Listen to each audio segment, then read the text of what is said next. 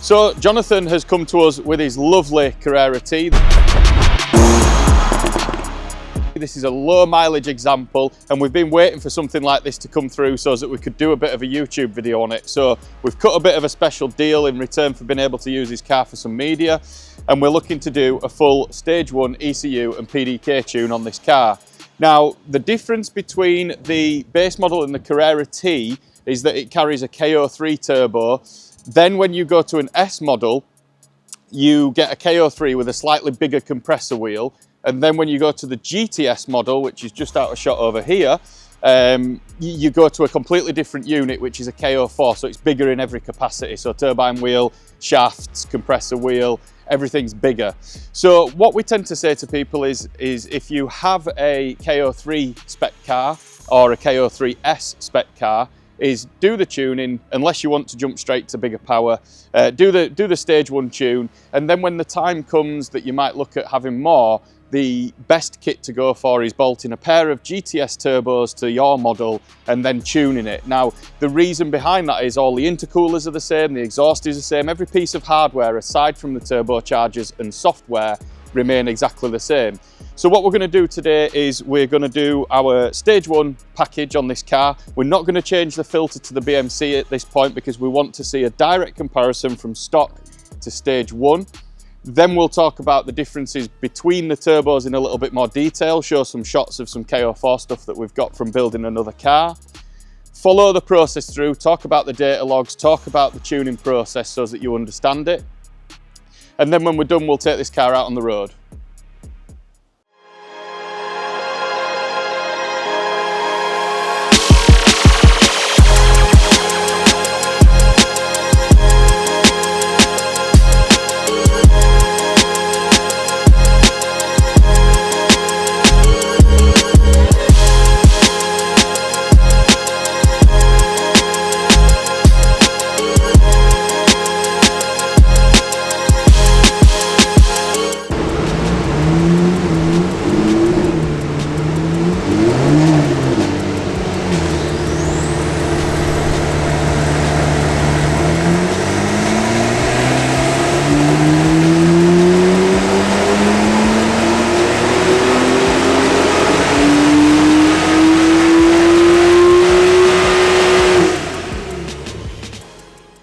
Okay, so we have the stock graph from this 991.2 and break that down a little bit, but first of all I must say that it's almost perfect. It is a little bit hot today, so we're ever so slightly down on torque from factory, but it's marginal. So this car from factory is set to produce 370 horsepower, which we've made 330 at the wheels. So if you calculate 10% transmission loss, which is about right, it's 368 horsepower. So that's bang on given the temperatures that we're currently in. Now, the torque should make 330 foot-pounds or 332 foot-pounds to be exact from factory. It's a little bit down, it's only doing 315 there. However, again, the charge temperatures, we always struggle with them on the dyno as it is, but given that the ambient temperatures are currently up, we knew that was going to be a little bit of a struggle. All in all, car's producing perfect figures, the data logs look really good.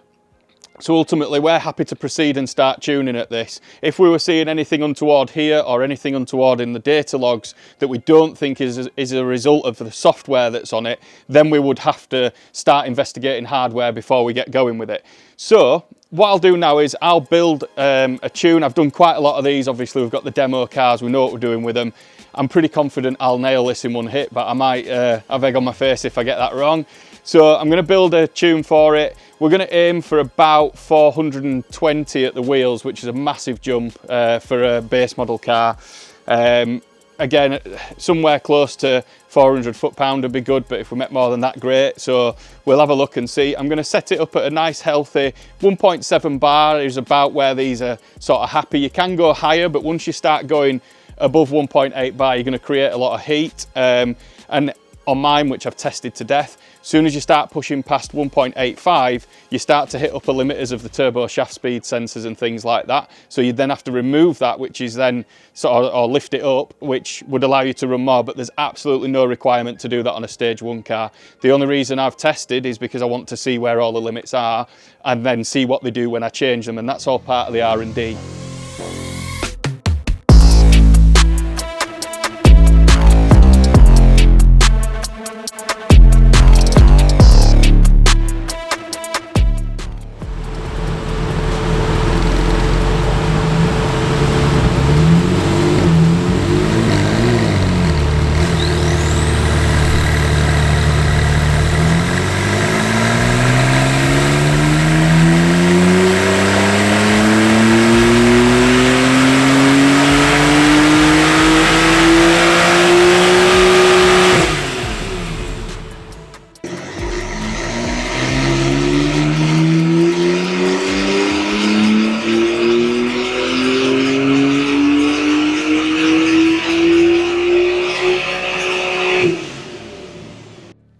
Now, we've seen the guys run this car up with my Revision 1 tune on, which luckily I don't have egg on my face because I've actually nailed it in the first go. But as I've said, I've done hundreds of hours on this ECU, and the ECU is also shared with the 718 2 litre and 2.5, which obviously we do loads of those as well. So it's kind of an ECU that I've sort of worked out how it all works way before getting into any of this. So now we've done so many of them, it's quite a quick process for me unless it's a brand new software version that I've not seen. However, let's get to the graph. So as you can see, monster gains all the way through. I'm really chuffed with this. We've actually, you know, sort of gone over our expectation of 420 wheel by about 20 wheel horsepower. So we're at nearly 450 wheel there.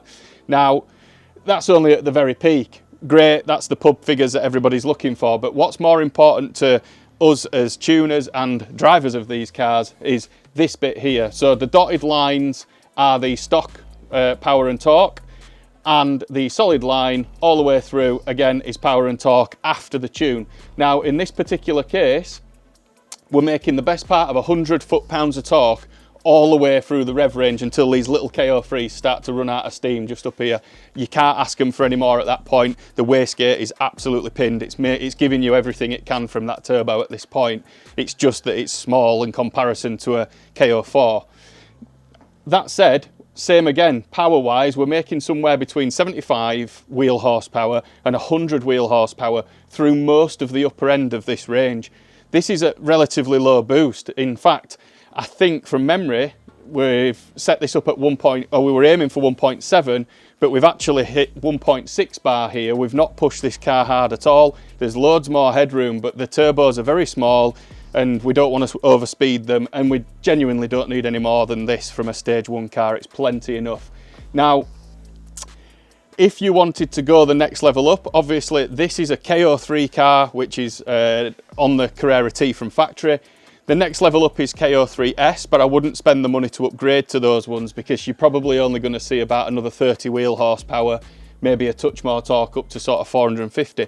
But the big jump, which we've spoken about and we'll drop the video in just a second, is the jump to the KO4 turbos that are on the GTS. Now, everything on the car, hardware-wise, is the same, aside from the turbochargers and then obviously additional software. Now, to put things into perspective, a KO4 spec car with a stage 1 tune on it and no other hardware would make over 500 wheel horsepower, and you'd probably be pushing towards 500 to 520 foot-pound of torque. So that is another 100 foot-pound on top of that, and almost another 100 wheel horsepower. So we'll drop that video in now. You can have a quick watch of that, and when we come back, I will lay up a graph of a KO4 spec car tuned to stage 1 versus this stock graph, so that we can touch on how much of a big jump that is. So whilst we've got the opportunity to have both of these turbos off a car, which we've very kindly pinched the original turbos from next door that are getting replaced with this KO4 set, we figured this would be a great opportunity for us to talk through to all of our customers what the difference is between a KO3 setup that comes on a base model Carrera and an S Carrera versus a KO4 setup that's found on the GTS. Now, aside from the obvious benefits of power, which I'm going to explain where that comes from now, you've got some other things that are much more robust in a KO4 turbo. So starting with this KO3 kit, essentially, I mean, this is very rotten given it's only done 18,000 miles, but the first thing that's really obvious is the size of the compressor wheel. Now, the difference between a base model KO3, which is what this is, and a Carrera S KO3 turbo is Porsche replaced this compressor wheel with a slightly bigger version. That just allows for more airflow and ultimately creates more power. Now, Steve will put some B-roll in so you can see inside. So you've got the smaller compressor wheel, and as a result of that, you can see that the shaft system is much smaller when we compare this to a KO4. So we're talking solely about the compressor side right now. So I'm going to take this KO4, which is a new unit that's going to be going on in place of this. And as you can see straight away, we've got a much bigger compressor wheel in the KO4. This will flow a much higher volume of air and ultimately create more boost pressure. And at lower boost pressure, because it's flowing more air, we could essentially run this at a lower boost pressure than this car and still achieve the same power figures. On top of that, you've got a much thicker shaft assembly. Now, to be able to run bigger wheels and a thicker shaft assembly, what you need is a much more robust core assembly, which is the centre of the turbo here. So without stripping the turbos down, which for the sake of this video isn't really necessary, because I can show you the differences via the top parts of the turbo, ultimately what you've got here is a thicker shaft assembly to compensate for the fact that the compressor wheel is bigger. Now, to handle that, you need bigger bearing system and a more robust bearing system, which means we need to change the core assembly in the middle to house those bigger bearing systems. So that's been done on the KO4. So again, another great upgrade over a standard KO3, because not only is it stronger, but it can produce better power figures. Finally, what we're going to touch on is the turbine wheel. Now, this turbine housing is exactly the same between a KO3 assembly and KO4. The difference here is that Borg-Warner have made the profile of the turbine wheel bigger, which again allows us to flow more exhaust gas. So if we can get the exhaust gas out quicker, spool the turbo up and produce much higher volume of airflow, that means that we've got quicker exhaust gas getting out and we've got more airflow going in. At the same boost pressure, we should achieve much higher power. So that's where the main differences lie. On the newer models, you can also see here where the actuator assembly is. There's a heat shield in here. Now, this is something that we've seen on the 718 Caymans and Boxsters quite a lot, and we've posted about this. On this old KO3 that you can see here, it's an open assembly. There's no heat shielding on it. What tends to happen is this starts to get grimy, it fatigues with heat, and then it starts to stick in the slightly open position. What that means is it won't make peak boost pressure, so it'll be trying to hit its target boost pressure, and therefore could overspeed the turbo and ultimately make the car feel extremely lazy, and it's not going to necessarily make its peak power figures. Porsche have obviously identified this and created this part here, which is a heat shielding and also keeps grime out of this sort of assembly here. So as a result of that, in terms of a power upgrade, it's fantastic. From a robust point of view, it's a really, really great upgrade. For somebody to be able to go from 380 horsepower, which is what that is standard, by bolting just this turbo on, there's no requirement for upgraded hardware, because everything is the same on the car side, it's just the turbocharger. By upgrading to this, I mean, as everybody's well aware, a GTS makes 450 horsepower straight from factory, so we can literally take this turbo, bolt it on and apply GTS settings without any additional tuning, and you're going to pick up the best part of 70 horsepower. Go one step further than that and apply our stage 1 software to this car on top of the 380 horsepower, you're then going to finish up with somewhere between 550 and 570 horsepower without any additional hardware. So I'm pretty confident everybody agrees that that's a massive upgrade. So finally, the last thing I'm going to touch on, which is a massive problem for everybody with a 991 Gen 2 3 litre T, is the breather system. Now, this is the opposite bank. I do actually have the, or is it? Yes, this is the oh no, this is the correct bank. So as you can see, these two ports here, what actually happens on this port here is that the engine breather goes back into here.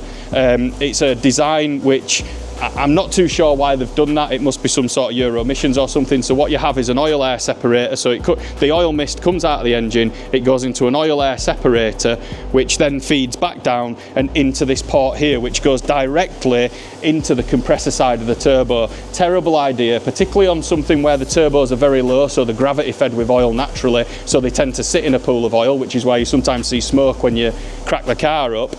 However, what's happening is, and we're seeing this a lot, we're selling more, I'm going to call it a right-hand side turbo, because obviously you've got left and right-hand drive cars, but certainly in the UK, driver's side turbo, which is this one, is the one that's failing more commonly. And it's as a result of the oil vapour being pumped straight back into here, and it's coating the internals of the bearing system, it's coating the compressor wheel, and it's putting the turbo, especially when cold, under duress, as a result of pulled oil inside there. So that's what's creating this big problem that everybody's talking about on the 3 litre T platform. There isn't a total fix for this. However, what we've seen as a real benefit on our car, because we've had this, is by putting a catch can system in place that you just empty out every 3, 4, 5 weeks, depends how much usage the car gets. but ultimately using a catch can system that goes between the oil air separator and this turbo, sits somewhere in the middle. What happens is as it goes into the catch can, the oil formates in the catch can and sits there rather than putting it all into the turbo. Now you can't completely stop oil from getting into this turbo, but by halving it or whatever it does, you're obviously extending its life. So ultimately, once every 5 weeks, you're just going to have to go and empty the catch can out. That's far, far better and much cheaper than having to replace this turbocharger on whatever period it decides to break down. But ultimately, that turbo at some point for every single car is going to give up. So now that we've seen the comparison of the size of the turbos and all the different bits and pieces, here's a sort of real world comparison for us to compare.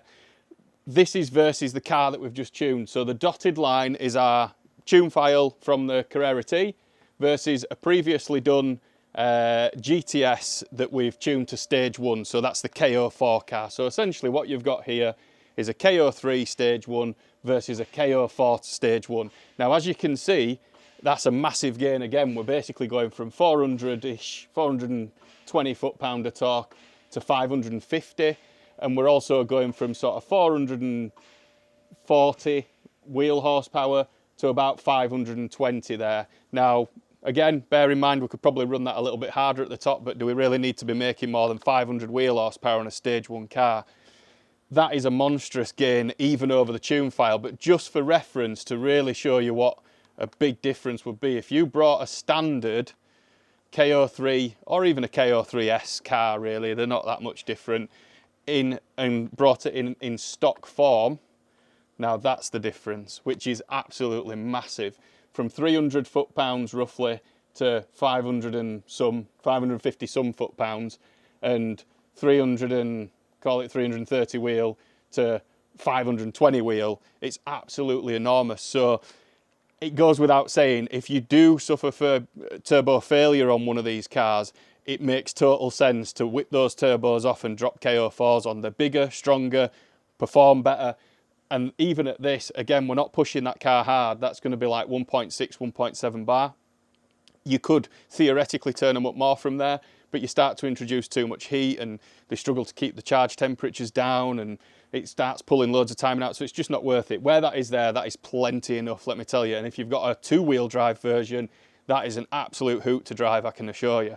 So, goes without saying, we're very, very happy with the car.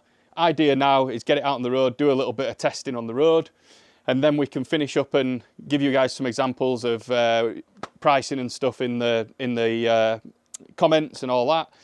If there's any questions, you know what to do, give us a shout and we'll go from there.